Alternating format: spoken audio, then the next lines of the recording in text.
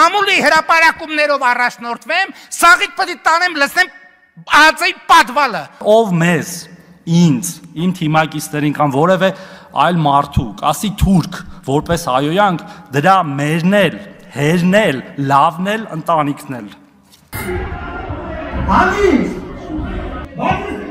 նստի տեղը։ Օրս արև ասել ես ասում ես, վարկս հաստատվի։ Վեճ, լեզվակռիվ, բռնություն, սեռական բնույթի հայոյանք, փողոցային բառապաշար ու բռունցքներ, ԱԺ-ից դպրոց։ Մասնագետներն ասում են, երբ ամենաարատավոր երևույթները լեգիտիմացվում են ազգային ժողովի ամբիոնից, երկրի ղեկավարի ձեռամբ ու լեզվով, խնդիրը բացիլի պես տարածվում է, քայքայելով ամբողջ համակարգը։ Վերջին շրջանում վիճակագրությունը, եթե նայեք Հայաստանում, ինքնաղային հողի վրա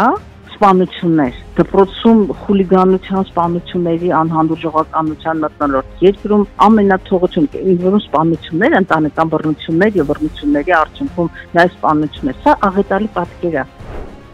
Բաց թողումը գլխավոր օղակից է։ Դպրոցի ղեկավար կազմը պետք է լուծեր այս խնդիրը առանց այն հանրայնացնելու, համոզված է Գալստյանը, թեպետ սա նաև ցույց է տալիս այն իրականությունը, որում ապրում ենք, և կրթական գերատեսչության նախաձեռնած բարեփոխումների իրական հետևանքները։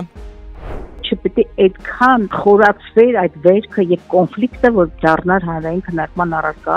եւ ես հաստատեցա հետագա այլ տեսարանյութեր էլ կային, թե ինչպես է կոլեկտիվը այդ կեղտոտ լվացքը հանրայնացնելու մի պատկեր է։ Եվ եթե տնօրենի ժամանակավոր պաշտոնատար, իմ չգիտեմ ինչքան ժամանակ էր այս պաշտոնավարում, գուցե չէր էլ հասցրել, մտներ բովանդակության մեջ, եթե մի քանի օրվա մասին նախոսքային ամենայնից, նախ եւ առաջ դպրոցի տնօրենությունը, մանկավարժական խորհուրդ, կառավարման խորհուրդ, լիքը այնտեղ մարմիններ կային ներքին կառավարման, որոնք պիտի լուծած ունենային այդ խնդիրը եւ դա չդառնար այդ աղտը չդառնար հրապարակային։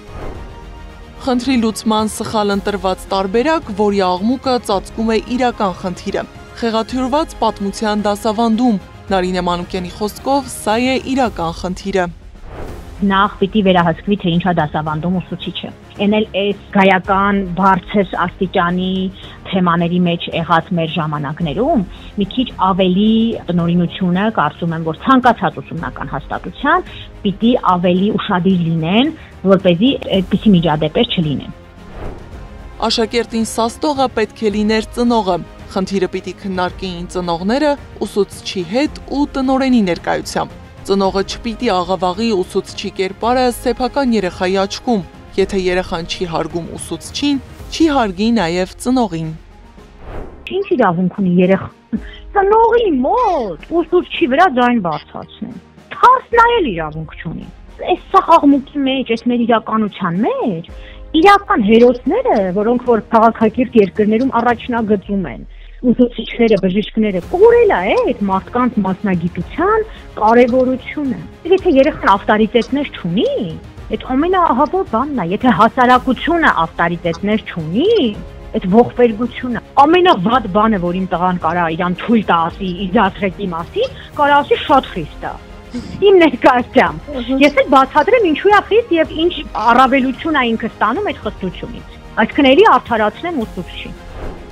Տիկտոկային հասարակություն առանց կարմիր գծերի ու սահմանների։ Սա բռնությունը, հայոյանքը քաղաքացու վրա թքել է լեգիտիմացնելու հետևանք է, ասում է Գալստյանը։ Տեղի ունեցածը ցույց է տալիս, թե ինչպիսին չպիտի լինի դպրոցը, ծնողը, ուսուցիչն ու աշակերտը։ Սա համակարգային է, ցանկացած ոլորտում, հիմա մենք մեկ ոլորտի պատկերով տեսանք սա, բայց հավատացեք, որ Հայաստանում առողջ որևէ ոլորտ շինարարությունից, քաղաքաշինությունից, Երևանի նախագծումից, աղբահանումից, չգիտեմ ջրատարերի եւ սելավատարերի համակարգից, որևէ խնդիր արտաքին քաղաքականության մասին էլ չասեմ, խայտարակությունն է եւ այս բևեռացված վիհը, հանրային վիհը։ Քաղաքակրթական կոդի տրանսֆորմացիա, որը քայքայում է մեր տեսակը, իսկ այդ գործընթացը սկսում է ընտանիքից, որտեղից էլ գալիս է դպրոց, համալսարան ու ավելի բարձր ամբիոններ, քայքայելով մի ամբողջ պետություն ու պետական համակարգ։ Գառնի Մութաֆյան, Նոնա Գևորգյան, ABC Media։